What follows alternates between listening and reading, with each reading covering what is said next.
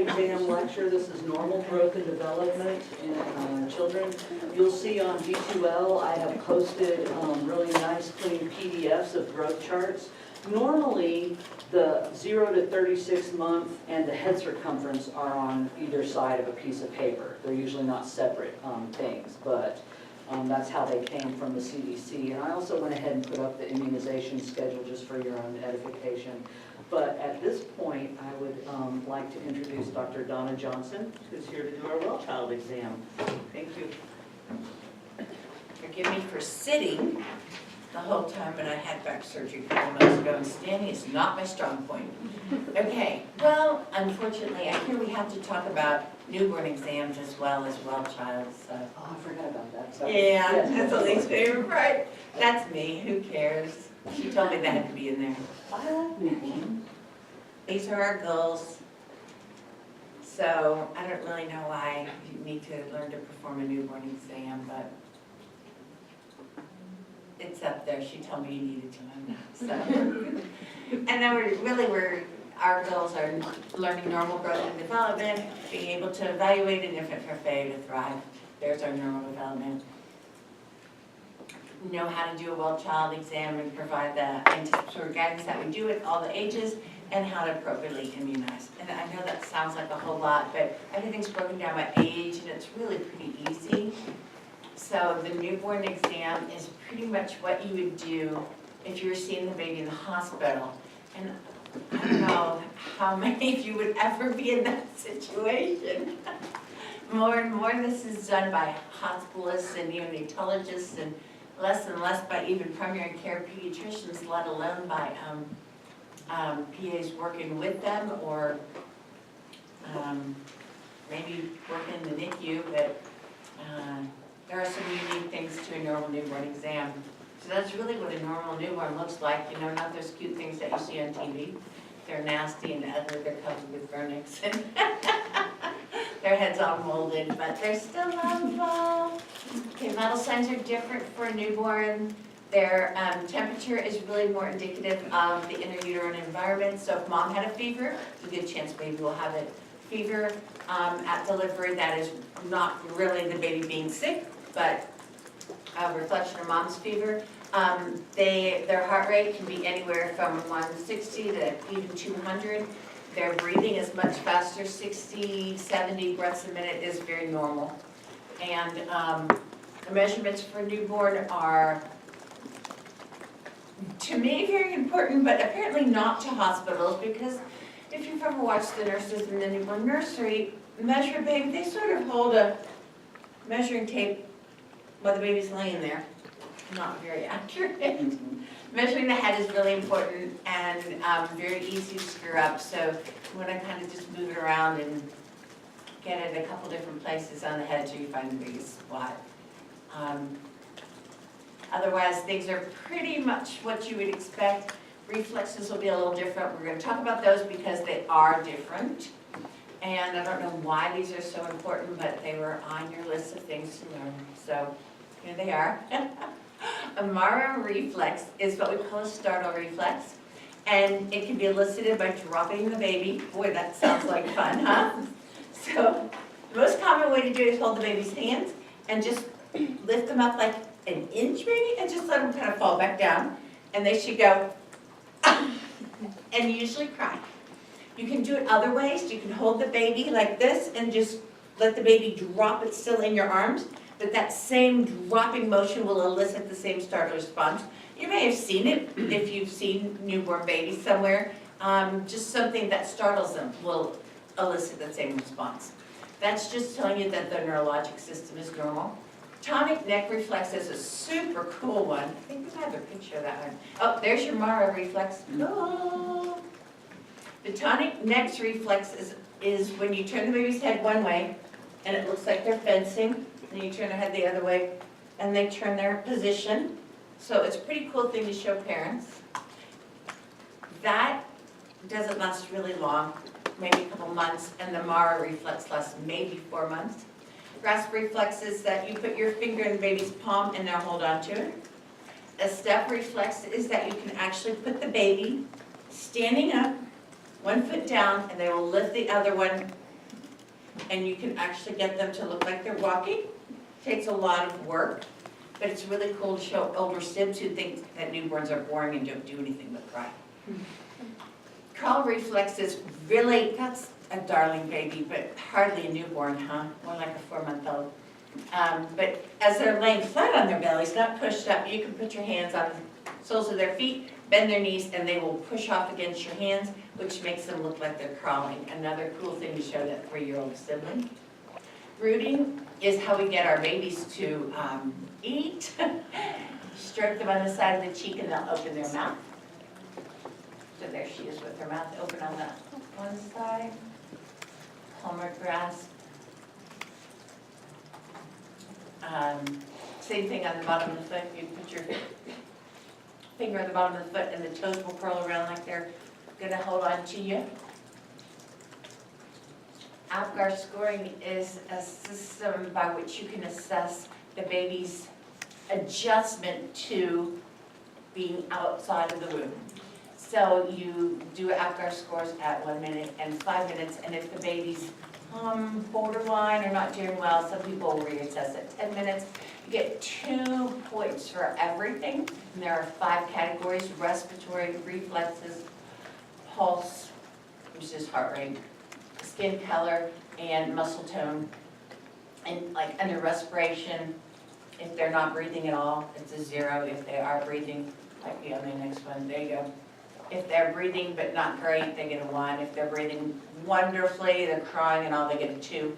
So everything is broken down that way. If they're doing nothing, kind of a mild effort and then a normal effort. It's rare for a baby to actually get a 10, because when you think of color, if you look at that one, a 0 would be a pale or blue baby. Hands and feet that are bluish is going to be a 1, and normal color throughout is a 2, but most all newborns have blue hands and feet, even sometimes for days. So almost everybody gets 1 off for color. So most newborns get between a 7 and a 10, and very few get 10. But man, if you tell a parent that their baby's APGAR was 10, they're pretty sure they're going to Harvard. So they don't get that, has nothing to do with IQ. Dubowitz is a way that you can assess gestational age in a baby. Usually used for premature babies so that you can compare your expected dates to what you think the baby really is gestationally. And it's all based on posturing and muscle strength.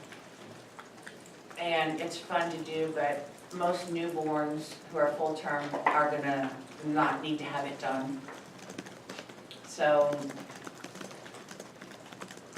do we have any specific questions on the newborn? The first newborn exam I do on a baby when they come to see me in a couple days of life, I do pretty much everything that I would do in a normal newborn exam in terms of feeling all the fontanelles. When I was a med student, you all don't want to hear this, but I'm going to tell you anyway, just to let you know how things change with time. When I was a med student 37 years ago, we took a feeding catheter and we inserted it through each nostril down into the oral pharynx to ensure that nares were patent. And then we took the same feeding catheter and stuck it up the rectum to ensure that the rectum was patent. Nobody does that anymore. Isn't that nice? But just to show you how things change with time. Normal growth is much more interesting, and Susan's got you beautiful growth charts. And growth charts are 0 to 3 ages, and then 2 years to 20. They used to be 2 to 18, and they've extended them to 20 because we do now recognize that some kids grow later in their adolescence. They are a composite of all the different nationalities in the United States. And that's why they have changed several times over the last 30 years. As the general population of the U.S. has shifted, they try to incorporate that in, and the growth charts vary a little bit. So they actually try to account for Asians that may be shorter, Hispanics that may be heavier, and so it's really a very composite. You plot by every month for the first 3 years, and then it's about every 6 months when you look at the older kid growth charts. And boys are blue, very traditional, girls are pink. Head circumference is measured until age 3. After that, the back of the older kids' growth chart is BMI, which is how we look at weight now, body mass index. So that's going to be on the back of the other ones. This is a little boy growth chart, and the head circumference is on the back. And they're all done by percentiles, with the thickest line in the center is the 50th percentile, then lines go up and down from there. Ideally, there's the girls. Ideally, you want your height and your weight to be the same percentile, and you want them to be growing along the same percentile curve. Some general guidelines. Everybody likes to get an idea if their baby's growing well or not. So a newborn is always going to lose weight. Sometimes it's just body water. But it's very common to lose a few ounces, sometimes a half a pound, but if they lose more than 10% of their body weight, that's starting to get a little worrisome. Birth weight needs to be regained by 2 weeks of age to ensure that you have adequate growth. And for the first 3 months of life, a newborn should gain an ounce a day. So if you're watching a baby to see if they're feeding well, if they gain an ounce a day weight, then they're doing fine. If they gain 3 ounces in 2 days, they're close. You might have them come back and reweigh them again. In general, the birth weight should double by about 6 months and triple by a year. So if a baby's born at 10 pounds, they should weigh 30 pounds at a year. That's a big baby, by the way. If you don't realize 10 pounds is a big baby. The average birth length is 20 inches. The length increases by 50% by 1 year and doubles by 4 years of age. Most people will roughly say that height at 2 years is equal to half of adult height. So if you are 33 inches tall when you're 2, you'll be 66 inches tall when you're done growing. Some people say to do that at 2.5, so it's hard to know for sure, but I tell parents we're going to just keep watching their growth to make sure they're growing along their percentile and they'll be fine. For the first about 10 or so years of life, kids grow about 2 inches per year until they hit puberty.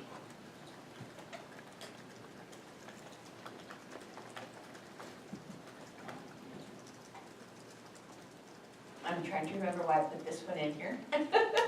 Okay. Mostly, if we have babies or children who are not growing, we're trying to figure out how much they need to eat or drink to get enough calories for growth.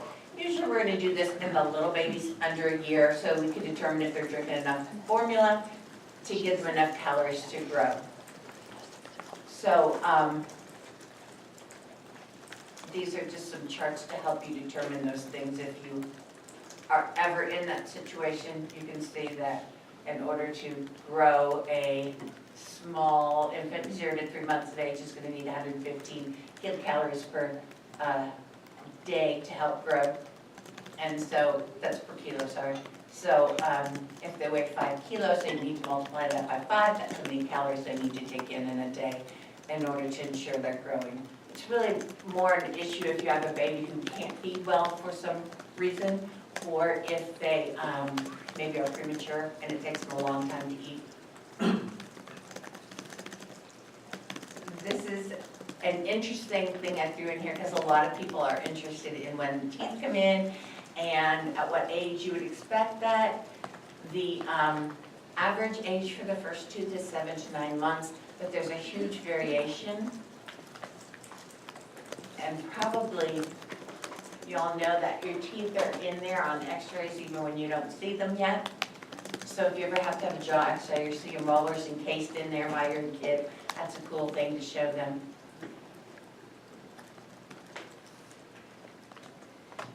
Bone age is a helpful thing if you're evaluating somebody's growth, and a very interesting thing if you don't realize that a lot of the bones that we think of in your wrist are just cartilage in an infant and a child, so that you can actually use the degree of ossification or bone deposit to help determine how old the child is. So that's just a little chart to kind of show you how interesting that can be. Okay, weighing a child can be a lot harder than you think. Scales vary in accuracy, they need to be calibrated, they need to be consistent in your measuring. For example, for our well childs, we always weigh a child naked until they're 2, and then just with a diaper on, or no shoes, no coat, and then older kids, we let them stay dressed. We don't make our teenagers go in the hallway in underwear. But the newborn scales, there are digital ones, but believe it or not, the old-fashioned ones probably are a little bit better. And no babies like the scales, no matter what you do to them. I put heating pads on them, lamb's wool, everything you can think of to make them comfortable. The babies still don't like them. When you weigh a child, however you decide to weigh them, don't use the same thing for their height. Always measure a child with something more accurate than the nurses do in the nursery. This is a measuring mat on the one side, and I put it on there because people don't know how to measure a baby who is lying down. So these mats are designed so that you put the head at one end, you stretch the child out, don't overstretch, but get the baby leg straight, and then you can measure right along here by pulling this up. Put the feet here, you've got your baby right between these two. It helps to have somebody to make sure you don't pull the baby down. You can look up here, see that you've pulled the baby down an inch, so it helps you get more accurate. And then the older kid should always be measured with a stadiometer. That should have a level on the top so that you know you're not going this way or the other. So it's mounted on a wall so it doesn't move in position. And it goes across the top of their head with a level. You can be sure that it's leveled this way, not like this or this. And it does help if your nurse is taller than the top of the stadiometer. Because we have that problem. On your set of objectives is learning to understand and evaluate a child for failure to thrive. So people go, what is failure to thrive? It's pretty much any child who's not growing. And by that we don't just mean short and we don't just mean skinny. More, it's a child who's not growing the way they had been previously. No universally accepted definition makes it really hard to decide exactly when you need to evaluate that child. But in general, if they are below the 3rd percentile for their weight, if they're crossing their percentiles more than 2, especially when they get older, and if they weigh less than 80% of what they should for the height that they're at. So what does crossing percentiles mean? People look at me when I say that. My parents do anyway. When you look at the growth curve, each of those lines were a percentile. Remember, it said the fat one in the middle was a 50th percentile, above and below. So it's really common in the first 2 years of the life for a child to cross percentiles. For example, you might have had a mom who had a really great pregnancy. It was wonderful. She gained a good amount of weight. The baby came out really big. But say that 8.5-pound baby genetically wasn't supposed to be 75th percentile. Maybe mom's only 5 foot tall and dad's only 5'5". So genetically that baby's not going to be 75th percentile. So the baby's going to cross percentiles as she or he gets to their genetically determined growth. So that's really common in the first 2 years of life. Crossing percentiles after age 2 is not good. And crossing more percentiles than you would expect based on the genetic height is also something that clues you in that there could be issues. People go, well, how do I know if I should worry about the parent's genetic height? And there is a formula for that. You take mom's height plus dad's height, divide it in 2. Then for a boy, you add 2 inches, and for a girl, you subtract 2 inches. And that tells you roughly where you'd expect that child to be.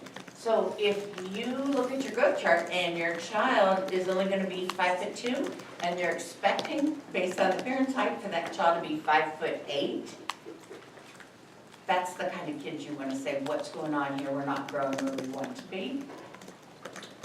The causes of failure to thrive are huge, varied. There are a large number of organic diseases that can cause it, but probably more then that is we see environmental factors. And I'm not just talking about not feeding a child or giving them enough calories. There's a huge social side to failure to thrive where children are socially neglected and don't grow even if they have adequate calories. Some of that is because they don't eat even if they're offered the food, and some of it is just the total environment. A lot of times you have a baby who looks healthy, whose siblings maybe were also thin when they were young, who you find nothing wrong when you examine them, you talk to the parents, the feeding history seems great, the number of calories the child takes in seems adequate, and you can't really find a reason for that child to not be growing the way they do, and that's a really common cause. It's a really common scenario. You may not always find a cause. So the question then comes, well, what things do I have to think about? Cardiac should be at the top of your list, mostly because those are the kids who are going to need the quickest referrals, the most intervention, so that they don't, okay. And, but a lot of heart defects will cause a child to not grow because they burn more calories than you and I do. And so even if they're eating adequately, they're not going to grow because they need more calories for their heart disease. Neurologic kids who have stiff muscle tone, who have seizures, often go through more calories and need more to grow. Also, those kids may not feed as well. They may be slower feeders while they're bottle feeding, and parents may quit feeding them sooner than need be to get them the calories that they need. When they start spoon feeding, parents may get frustrated and give up on them, so they may stick with a bottle longer and may not be giving enough calories, in addition to the fact that they may be burning up calories. GI diseases, these reflux is really common because they may be throwing up enough that they're not keeping enough calories in.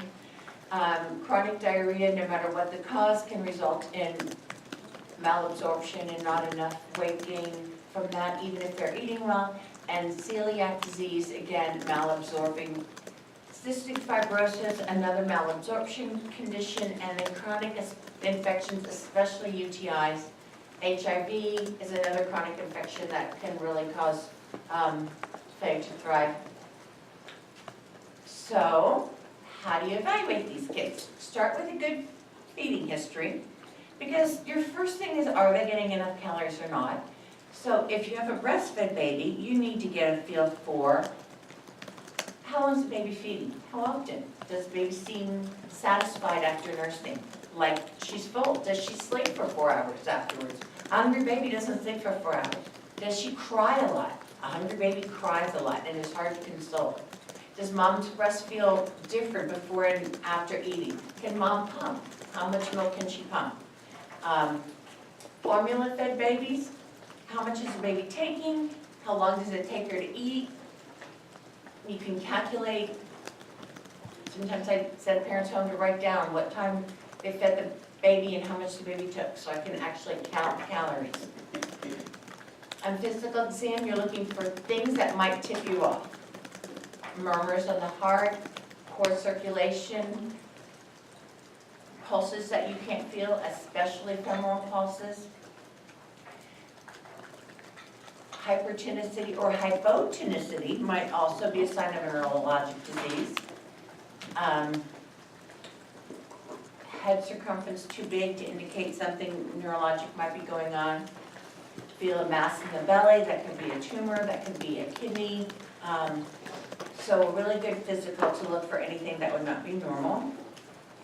Lab tests are pretty hard to avoid when you've come this far. So a CBC, you're looking for anemia, you're looking for signs of chronic infection. Chemistries, you want to look at your liver function test, you want to look at your kidney function test so that you know if you have good functioning kidneys. Thyroid, hypothyroid will give you too much weight gain. Hyperthyroid will burn up calories. So on not necessarily newborns, but on older kids, we check thyroid. Urine and a urine culture to look for the chronic UTIs. That's the basic. if you really get a kid who you're worried about neurologic being the problem, there's a whole lot of neurologic tests you can order. Organic and amino acids, blood, urine, but those are the basic screening tests where you're most likely to find an organic cause. Non-organic failure to thrive, these are your environmental issues. Parent depression is a real common thing. Maybe the parents don't have enough energy to get up during the night and give a bottle when the baby's crying. They might be tired and not paying attention and mixing the bottle wrong. You see babies fed overly diluted formula, either because they don't understand how to mix it or sometimes because they're trying to make that bottle of formula stretch a little bit longer because they can't afford it. Any psychiatric illness other than depression can also do it. You know, schizophrenic mom might hear a voice telling her, don't feed the baby. Neglecting a baby, just letting them lay in the crib all day long, physically abusing or sexually abusing a baby. The babies know something's wrong and they won't eat. They withdraw to themselves. And while we think financial would not be an issue because there's WIC, there's other resources out there. If any of you ever walk down the formula section of a store, you ought to look at what it costs. It costs $1,500 to formula feed a baby for a year. Think how much that'd be worth in 20 years if you put it into a college savings fund. Saves a lot of money to breastfeed a baby, but it takes a lot of effort. And not all parents have that degree of effort needed. And a lot of times if parents have psychiatric illnesses, they don't wanna breastfeed. They might be going through postpartum depression and they don't want to have to deal with that baby every hour or two. So there's a lot of non-organic failure to thrive out there. Here's the good stuff. Normal development. This is what y'all would want to learn. This is what you're going to see everywhere you go.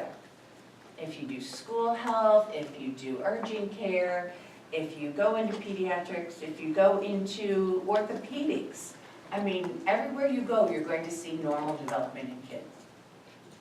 If you go into orthopedics, you go, why do I need to know that? Well, because let's face it, a 1-year-old maybe isn't doing what the parents said the cause of that injury was. So some of that stuff you need to know to help you evaluate your orthopedic injuries. Same thing is going to happen in an urgent care ER setting.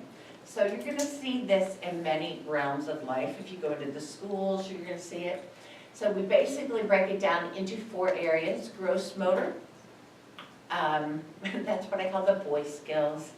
That's your running, jumping, using your big body muscles. Fine motor is feeding, dressing, buttoning, writing. Speech and language is both expressive and receptive speech. Social personal is how do I get along with others, all the way to can I dress myself, can I get myself breakfast, can I do my own hair, can I take care of myself. I so can't read that. Anybody want to briefly tell me what that is? It's major milestones? Okay. Oh, normal speech ones, okay. So, it's really bad when I can't read it, so I don't know what to say to you guys about it. But we're gonna go through a lot of normal speech as we go through our well-child visits. So, obviously your newborn grunts. That's about the only sound they make besides a cry. A baby starts cooing anywhere from 2 to 4 months. Cooing is a happy sound. It's oohs and ahs. Babbling is the repetitive consonant sound. It's usually a ba or a ga to start with. And then you're going to hear mama and dada. When you first hear mama and dada, it's what we call non-specific. Non-specific meaning anybody or anything can get a mama. And then eventually, by the time they're about 10 to 12 months, they realize mama is one person only, and dada is somebody different. By the time they're a year, they should say 1 to 3 words other than mama, dada. By 15 months, they'll say 3 to 6 words. These words are things like dog, high, up. Infants or newborn 1-year-olds learn names really easily. So they might say sibling's name, they might say the dog's name. By about 18 months, they should be saying about 7 to 10 words. By 2, somewhere between, somewhere about 50 words. And the speech therapists say that when you hit 50 words, you can start combining words together. And that if a kid is already combining words, they have to have 50-word vocabulary. I don't know how they get that, but that's what they swear. So combining words is not thank you. To a child, thank you is one word. So is night, night, or bye-bye. It would be like, go out, give me, I want. Kids speak in phrases at first, they don't speak in sentences. They go to 2-word phrases, 3-word phrases, and then they start putting together a whole sentence down the road a little bit. By about 10 months, the baby should understand their name when you talk to them. You call their name, they should look at you. They should understand the word no, they may not like it. By a year, they should be able to be told a simple command. You might have to demonstrate. And then eventually they'll be able to do that without demonstration. You can just say, bring me your shoes. By 18 months to 2 years, you should be able to say, put down your book and bring me your shoes, so that they can hear and remember 2 different commands and follow them. There are lots of reasons that a child might have speech delay. I think most of these y'all could understand.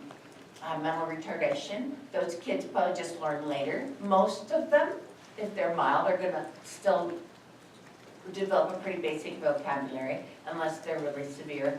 Hearing loss will definitely impair ability to speak. Those kids may talk, but they may not talk clearly. You may wonder what they're even saying. They may sound like they're still babbling while they're 2 and 3, when you would expect more clear words. A general developmental delay will involve language. And then some kids just have a maturational delay. They just don't speak till later. Expressive language disorder is the kids who understand everything you say, so they have no problem there, but they are not talking on their own. Bilingual kids, some of them will learn just as fast and some of them will not learn until later. All these people who think they need to bother me. But if you have a bilingual household that you're talking to a parent about, encourage them to teach the children both languages from the ground up. It is way easier to learn 2 languages together, agua and water, than it is to learn all of one language and then start all over again. Psychosocial deprivation, if you don't talk to your child, they're not going to learn to talk. Autistic kids may have all different types of speech patterns, from echolalia to speaking like a little professor. So there's all kinds of speech variations associated with autism. Elective, or some people call it selective, because some of those kids will speak to one person only. Some kids have the ability to speak, choose not to. I have had the privilege to follow one child for that. After about 4 or 5 years of not talking to anybody, he started talking when he was about 8. Weird. And then cerebral palsy, that can be anywhere from motor control of the mouth to just too tight, to just being spastic everywhere. It doesn't have to necessarily have anything to do with mental retardation. There are lots of ways to evaluate children for speech that you can do before you have to send them to a speech therapist, or do I have to send them to the speech therapist, may be your question. So there are several different ways. This is the ELM scale, or early language milestones. And so the white part is the normal area, the normal age the child should learn that skill. The darker colors are delayed but still acceptable. So if somebody has gone past the end of the dark and they still don't have that skill, that is what we truly call a fail. So you can look at the age and say, these are the skills that the child should have at this age for both expressive and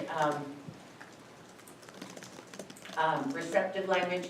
And we usually just draw a line down so you can just look at each one and it can give you an idea of where they stand, and you can repeat it at different ages to see if they're making progress. That's just one example. This is the cat and clams. One is fine motor and the other one is language, and I think the cat and clams at the top will get off, but you can see that the side with the numbers on it are the language skills. And the numbers are the age of the baby in months. So if you have a 7-month-old baby, you go right next to there, that's everything up to there, and that level is what a child of 7-month-old should be able to do. On the other side are the 5 motor skills that the child should be able to do at that age. The rest of our motor development. This is kind of just a synopsis of different skills that children get at different ages. These are your real basic skills.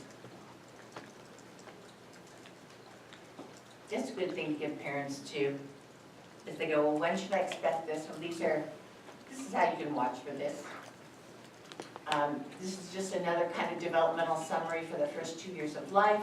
Again, it talks about the gross motor skills and what age the child should be able to obtain those, the fine motor skills, language skills, and then cognitive skills. Some people call social skills cognitive skills, and sometimes there's a little bit of variation there. Just another variation. This way you can look at the child's age and see what skills they should have at each age. So you can go, okay, a four-year-old should be able to do this for fine motor, this for gross motor, this for speech. Nice summary. This is the Denver, and this has all 4, fine motor, gross motor, social, personal, and speech on one. Across the top is the age.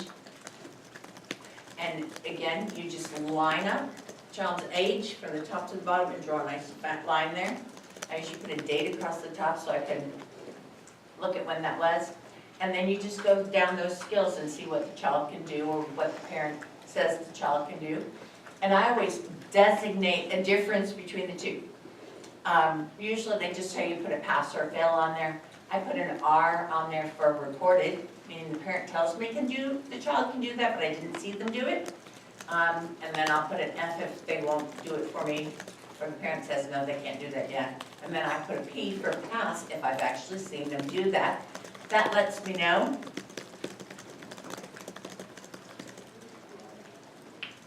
if the child's really developing or if the parent says they're developing. Because I used to see kids, I was diagnosing them with autism at 4 and 5, and today's goals are to diagnose autism by age 2. And I would go through all of their early well chomps, and all the time, Mom was saying, yep, they can do that, they can do that, they can do that. So after years of looking at that going, this just doesn't make sense. You don't develop autism at age 5. I decided a couple things. I decided, number one, parents over-report what their child can do. I don't know if that's to make me happy. They think they're supposed to say, yes, they can do everything. They don't want anybody to think their child's not perfect, or they don't know. So I went to a more hands-on developmental testing. So when I test this, if it says that they ring a bell, they have to pick up and ring the bell before they get a pass on that. So I really try to get the babies to perform. It's a lot more fun for all of us, babies, nurses, mom and dad. We can actually see what the child can do. And it takes a little bit longer, but it's a lot more accurate for down the road. And now I can pretty much diagnose my children with autism by age 2. This is the back of the Denver. It tells you how to do some of the different things. Also, as you get a little bit older on some of the skills, they actually ask the children to draw a circle. Well, you're actually not supposed to say draw a circle. You're not supposed to hear that word circle. You're supposed to point to the circle and have them draw it. I'm not really sure why that is, but Drawing the cross in the square, the same thing. There's a point where they're supposed to pick the longer of two lines. So that gives you an example of how to draw two lines. There's a point where the children have to name different objects, so they provided 5 objects on there. I updated mine and printed a little card with different pictures and colors, so that, and things that kids would like, a ball, I mean, all kids know what a ball is, car, and then I laminated it so the kids couldn't tear it up, and that's a lot more fun to use than the back of the Denver, but it's on there so that you can do the test, because not everybody has that stuff in a room.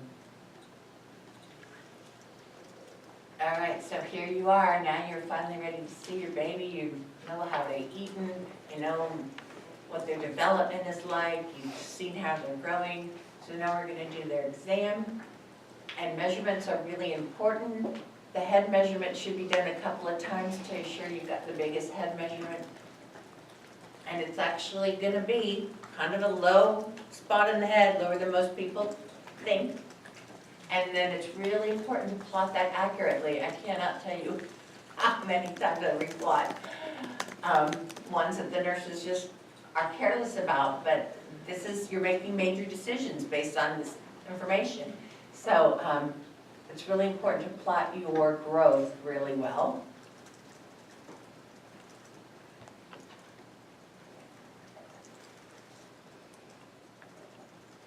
So basically when I think of a well-child exam, I think of this. A chance to interact with the parents and learn what their home life is like. Where's the child during the day? Who takes care of the child?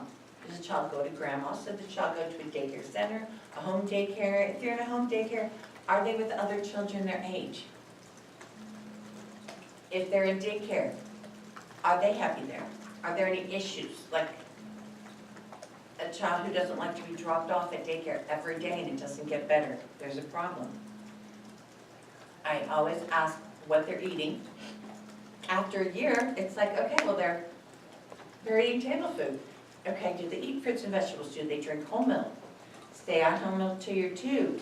Kids need that added fat for body growth, even if they're already overweight. Talk about getting them off the bottle, using a sippy cup, learning to drink from a straw. Let them feed themselves with their fingers when they're 12 months because they can't use a spoon yet and they don't want you to feed them. So design your meals around finger food so your child wants to eat. Offer utensils 15 to 18 months so they can try to learn, but expect that it's going to be messy and have fun with it. Don't get frazzled by feeding a child who throws all their food on the floor to feed the puppy. That's what they do. So a lot of it's just making sure that everything is going okay, and then you can also sense the parent's adjustment to the changes in the child to make sure that they're excited about things the child's doing and not anxious. When I go through the development that's on the Denver, I can go through each area with them and just say there's problem areas where everything looks good. I show them the growth curve so they can see how well the baby's going, or so they can understand where my concerns come in. Because if they can see that their kid's weight is doing this, they can understand why I'm not happy that their 1-year-old weighs 15 pounds. So it means a lot more to them. They're more willing to follow your treatment plan when they understand why. So there's a whole lot we're looking at in each well-child's visit. Then at the end of the visit, we're trying to prepare our parents and our children for the next 2 to 3 months before we see them again. What skills are they going to learn? What do you need to change in their diet?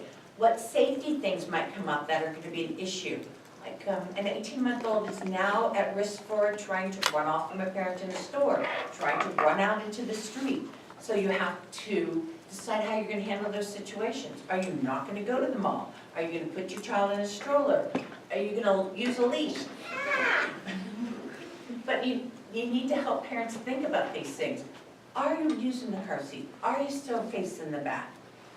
I always try to ask about sleep, because if there's one thing that will stress a parent more than almost anything else, it's lack of sleep on their part.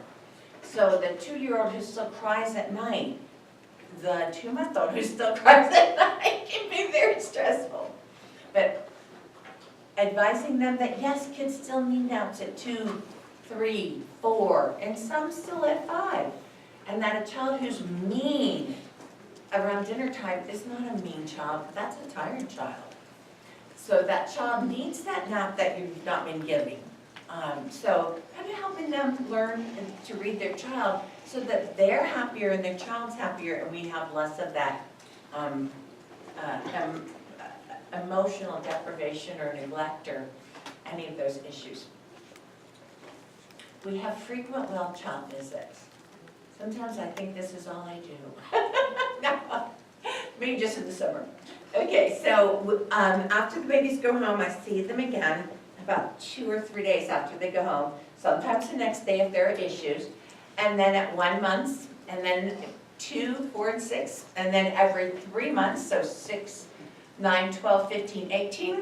And then 2, 3, 4, 5. And I really encourage my parents to still come in every year. If your child's healthy and you don't come in for any illnesses, that means your child never gets measured. You don't get an assessment of their development. You don't get a complete physical. You don't know if things are going well in all parameters. There's nothing worse to me than seeing a girl I haven't seen for 3 years to see that she has scoliosis that's too late to treat. If you came in for yearly physicals, we'd be looking at that. It's really sad to have a 9-year-old start periods. We could have stopped that, but you haven't come in. I can't help you if I don't see your child. So, and you know, the only good thing about Obamacare is that well childs are zero copay for almost all insurances. So I try to encourage their parents to take advantage of it. Blood pressure issues. They're not going to be diagnosed if the blood pressure is not taken.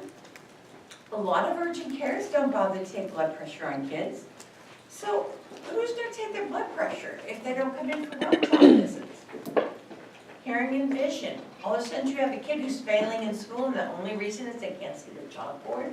That could have been prevented. So there's lots of good reasons to do well child visits. Okay, that's an N in case you can't tell for newborn exam. And again, the newborn is not that precious chubby thing that you all see on TV. These are our newborns. They have wrinkly skin and sometimes old people faces. And I know a lot of this stuff seems kind of overwhelming, but nobody does a well child visit without a template. Okay, you're never going to walk in and do a well child visit on a kid without everything spit out there for you. So it's not a big stressor. Even when you're doing your development, it's all on those charts I showed you. So you don't really have to remember that a kid sits up on their own at 6 months unless you're going to take pediatric boards or maybe Susan's tests. I'm not that mean. But so the way I have adapted my forms over the years with different input from a lot of different places. You can print off free charts from places online. You can order charts from all sorts of places. So you can find something you like. With the new computerized medical records, some people still will do this for their well childs and scan them in, and some people will print out a 4 or 5 page note on the computerized medical records for this same type of visit. But it lets you look at growth, development, anticipatory guidance, things that you do, and a complete physical. So on the newborn exam, the things that we focus on, what was the birth weight, so that we can compare to today's weight. Are we up, are we down, how much a difference are we? The very first time I see him, I want to know, did you get your hepatitis B shot in the hospital? And did you pass your hearing test? Now we also do another screening test in the hospital, which is a cardiovascular screen. So I was right yes or no on that, or we do it in the office if they don't know. So we want to know the immediate newborn things. We want to know, is there anything in the birth history that's significant? Was there a C-section and why? Was there a maternal fever? Did mom get antibiotics? Did the baby have bilirubin issues in the hospital? Did the baby go to the NICU? And so that's why there's a big gap underneath there, so you can write in anything that might be unusual. Nutrition is baby bottle fed or breastfed. If the baby's bottle feeding, what formula?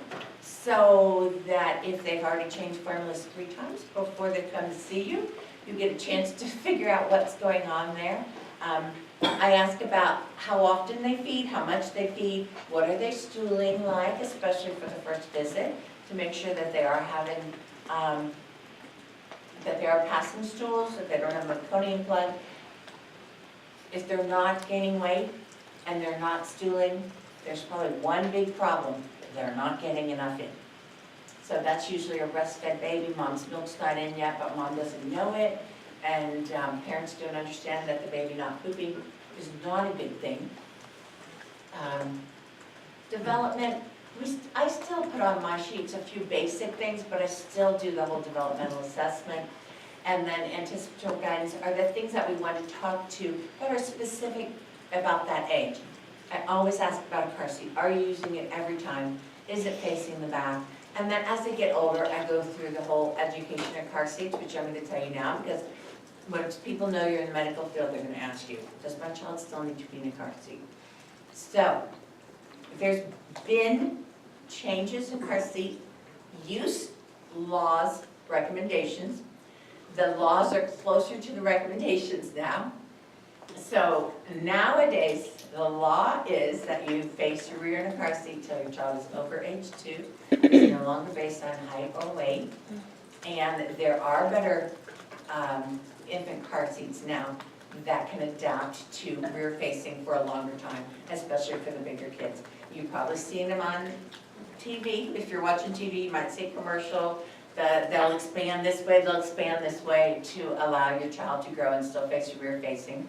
The reason for a rear facing car seat is in the event of a head-on collision, there is the force of impact along the whole length of the spine, which causes much less damage if they're facing rear than if they're facing forward, even in a 5-point restraint. So they extended the law 2 years ago now, Susan, or just 1? No, about 2. Okay, I was like, what year? Yes, 2015, so 2017 now, and made them rear facing. There is not a age or weight anymore to come out of the toddler car seat to a booster. I usually encourage my parents to keep their kids in a 5-point restraint car seat, the safest thing the child can be in, as long as they possibly can. So when is that? If you know anything about car seats, there are straps that can be adjusted for different heights. So there's usually 3 different slots that you can adjust as a child grows. When the strap is at the highest position and it has to go up to go over the shoulder, the child is too big for that car seat. That's when they should come out. Until then, they're the safest to stay in the 5-point restraint. And they're also less likely to get out of it than any other car seat. After that, they go to a high back booster. And there's really no big difference between a high back and a low back booster in terms of when they can come out of them. The high back boosters tend to be the big cushiony ones. They have a back on them as well as a bottom on them. And sometimes they still have a little bit of sides, but they adjust for the car seat, the strap to not go across the child like this by having a little lock up here that the car seat will go through, and then you can just buckle them in. The law is now 8 years before they can come out of the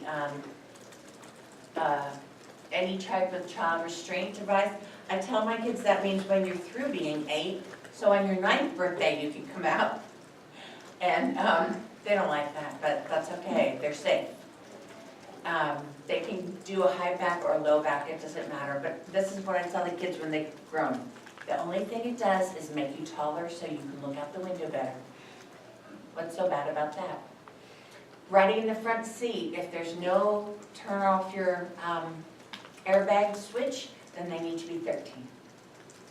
And that's just so that they're tall enough that, okay, the real bottom line is so that the airbag does not amputate a small child sitting in the passenger seat.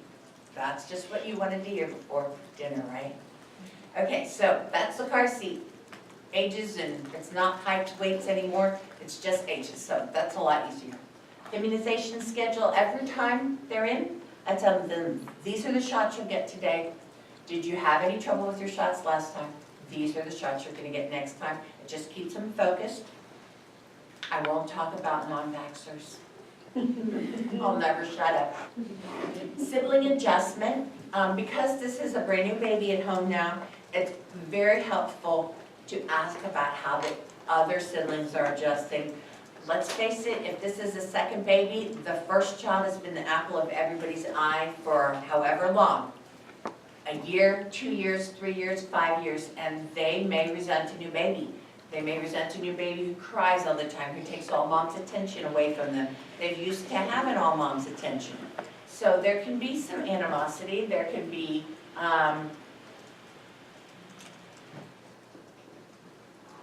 don't want to say meanness, but just they get mad, they get frustrated.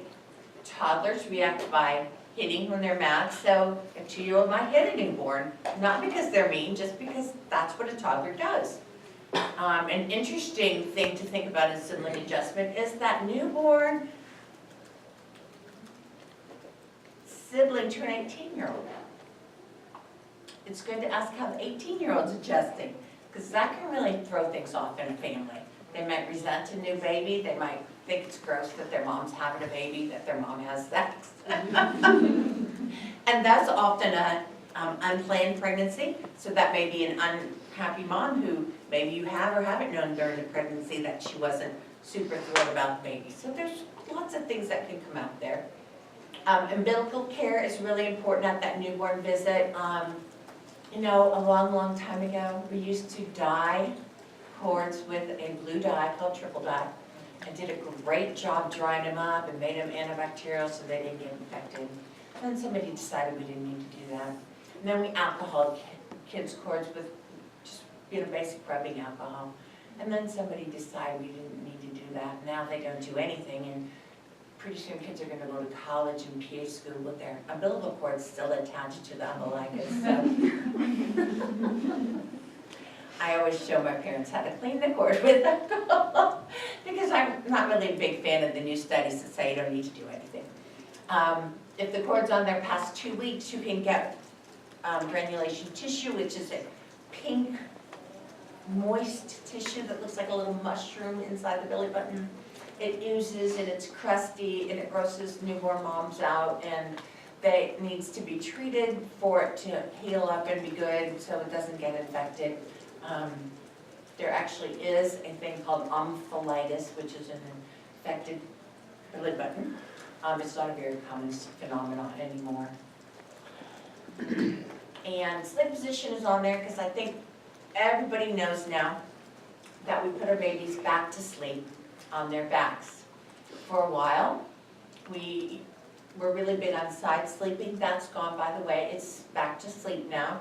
And they want babies to sleep no other ways. But when you read the literature, it could be as many as 2/3 of our babies still sleep in other positions.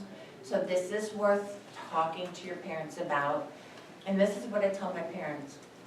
For many years, we didn't know what caused SIDS. We still don't know everything that caused SIDS. But in 30 years of medicine, the only thing I've seen decrease the incidence of SIDS is putting babies to sleep on their backs. We used to think it was DTP. It ain't DTP. We used to think it was parents smoking. Well, there may be some role of that, but it wasn't the big thing we thought it was going to be. But this is something that has made a difference. I have not lost a child to SIDS since we started the Back to Sleep campaign, which has been probably 20 years. So that's pretty cool. It still happens, but it's not nearly as frequent. And as far as other things about sleeping, they're really cracked down. They don't want you to have bumper pads around the bed. They don't think the babies really hit their head that hard, and they can become a suffocation issue. People often say to me, when can my baby have a toy in the bed? That would be what we call a transition object. A doll baby, a blanket, a stuffed animal that they use to go to sleep, even a small pillow. And we recommend waiting to a year because while the incidence of SIDS decreases a lot, at 6 months it drops even more. At 2 and at 1 and after 2 it's virtually non-existent. It's gonna take a medical examiner a lot to call a kid SIDS after age 2 or 3.